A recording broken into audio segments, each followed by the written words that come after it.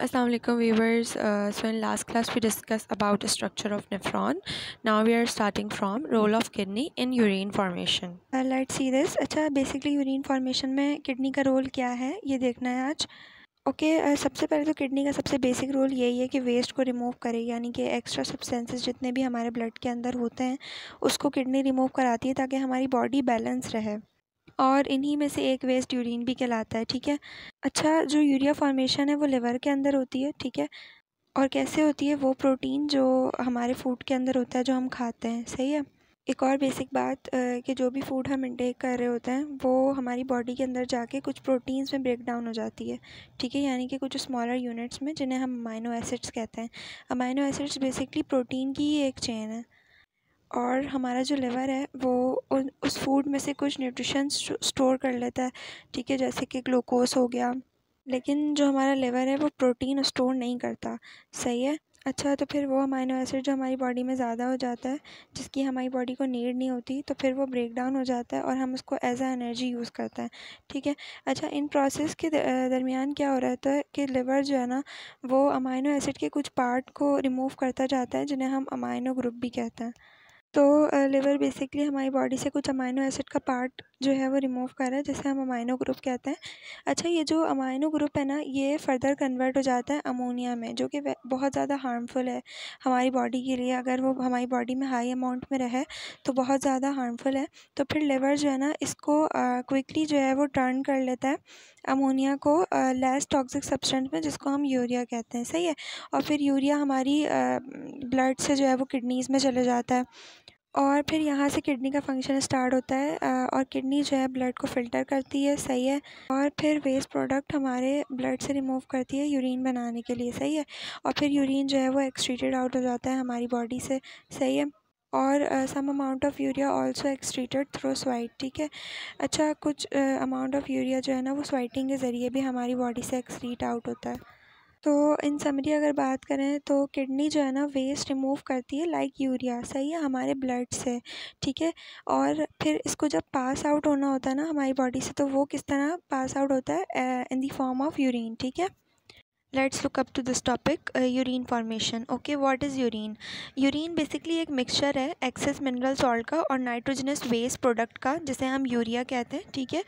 अच्छा, ये जो यूरिया है ना ये बेसिकली हमारी बॉडी के लिए हार्मफुल होता है और पॉइजनस होता है अगर ये हमारी बॉडी में रहे तो। इसलिए ये जब रिमूव होता है हमारी बॉडी से वाटर के साथ, तो फिर हम उसे एक टर्म देते हैं जिसे हम यूरिन कहते हैं। ठीक है। अब जो है वो यूरिन की फॉर्मेशन किस तरह हो रही है? सही है। अच्छा, यूरिन की फॉर्मेशन कराने के लिए किडनीज़ जो है वो रिस्पॉन्सिबल होती हैं। हमारी किडनी जो है वो वेस्ट को रिमूव करती है हमारी बॉडी से। सही है। तो किडनी ही जो है वो यूरिन क्रिएट करती है थ्रू टू मेन प्रोसेसेस। ठीक है। दो मेन प्रोसेसेस के ज़रिए विद इन टाइनी स्ट्रक्चर्स, कुछ टाइनी स्ट्रक्चर्स के साथ, जिसे हम नेफ्रॉन्स कहते हैं। और वो दो प्रोसेस कौन से हैं? वो हैं फिल्ट्रेशन एंड रीएब्जॉर्प्शन। अच्छा, अब देखो फिल्ट्रेशन को। फिल्ट्रेशन बेसिकली एक ऐसा प्रोसेस है जो कि हमारे वेस्ट मटेरियल को हमारे ब्लड से फ़िल्टर कराता है। सही है। और दो टाइप्स पे कंसिस्ट करता है, अल्ट्रा फिल्ट्रेशन और सेलेक्टिव फिल्ट्रेशन। अब अगर अल्ट्रा फिल्ट्रेशन की तरफ देखें तो ये कहाँ पर हो रही है? ये हो रही है ग्लोमेरुलस में, मेल फिजन बॉडी के अंदर। ठीक है। अच्छा, ग्लोमेरुलस क्या है? Glomerulus basically tiny ball shape cluster है ब्लड वेजल्स का, जो कि कहाँ मौजूद होता है? हमारी किडनी के अंदर मौजूद होता है। और अगर बात करें मेल फिजन बॉडी की, तो मेल फिजन बॉडी हमारे नेफ्रॉन का एक पार्ट है। सही है। नेफ्रॉन के 4 पार्ट्स पढ़ाए थे, तो उनमें से एक पार्ट है मेल फिजन बॉडी। सही है। जो कि कहाँ मौजूद होता है? किडनी के अंदर मौजूद होता है। और मेल फिजन बॉडी किन चीज़ पे कंसिस्ट करता है? ग्लोमेरुलस पे और बाउमेंस कैप्सूल पे। सही है। तो अल्ट्रा फिल्ट्रेशन कहाँ पर हो रही होती है? ग्लोमेरुलस के अंदर हो रही होती है, मेल फिजन बॉडी के अंदर। अच्छा, जो भी ब्लड है एफरेंट आर्ट्रियोल्स का, वो जब ग्लोमेरुलस के अंदर इंटर होता है, जो कि कहाँ पे लोकेटेड है? बाउमेंस कैप्सूल पे, तो बहुत ज़्यादा ब्लड प्लाज्मा जो है वो फोर्स किया जाता है कि ग्लोमेरुलस ब्लड कैपिलरीज़ के अंदर बाउमेंस कैप्सूल में जाए विदाउट एनी सिलेक्शन। सही है। और ये जो प्रोसेस होता है नॉन सेलेक्टिव फिल्ट्रेशन का, इसको हम अल्ट्रा फिल्ट्रेशन कहते हैं। अच्छा देखो, selective filtration basically proximal and distal convoluted tubules में हो रही होती है। ठीक है। ये भी क्या है? किडनी का एक पार्ट है। जब ब्लड पेरीटिब्यूलर कैपिलरीज़ में फ़्लो कर रहा होता है, तो कुछ रिमेनिंग अमाउंट ऑफ यूरिया जो है वो ब्लड से फ़िल्टर हो जाता है थ्रू एक्टिव ट्रांसपोर्ट। सही है। इस प्रोसेस को कुछ एनर्जी चाहिए होती है। अच्छा, दूसरा प्रोसेस है रीअब्जॉर्प्शन का। इसमें क्या होता है, किडनीज दोबारा से यूज़फुल सब्सटेंसेस को फ़िल्टर कर लेती हैं और दोबारा से ब्लड स्ट्रीम में डाल देती हैं। ठीक है, इससे क्या होता है कि बॉडी के दो फ़ायदे होते हैं कि बॉडी नेसेसरी वाटर और इम्पॉर्टेंट सॉल्ट्स को खोती नहीं है। ठीक है, ओके, तो इसकी दो टाइप्स होती हैं, non selective reabsorption and selective reabsorption. अच्छा, नॉन सेलेक्टिव जो है ना वो distal end proximal convoluted tubules में होती है नेफ्रॉन के। सही है, ये भी नेफ्रॉन का एक पार्ट है। अच्छा, यहाँ पे बेसिकली स्पेसिफिक सिलेक्शन नहीं होती, कोई सब्सटेंसेस जो है ना वो विदाउट स्पेसिफिक सिलेक्शन के एब्जॉर्ब किए जाते हैं, रीअब्जॉर्ब किए जाते हैं। ठीक है।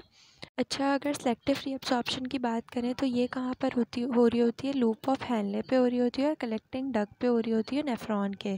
सही है, with the helps of hormone. सही है, anti diuretic hormone, ADH, parathyroid hormone, PTH and calcitonin से हो रही होती है। ठीक है। अच्छा, ये जो है ना सेलेक्टिव रीअब्जॉर्प्शन होती है और ये कहाँ हो रही होती है, ये हो रही होती है लूप ऑफ हैनले में और कलेक्टिंग डक्ट में। ठीक है, with the help of hormones. ठीक है, anti diuretic hormone, ADH, parathyroid hormone, PTH and कैल्क्यूटोनिन।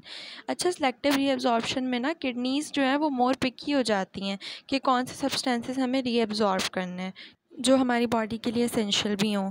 Okay, thanks for watching. आज के लिए इतना ही था। So from next class we will continue our further topics. Stay connected for your higher grade in studies.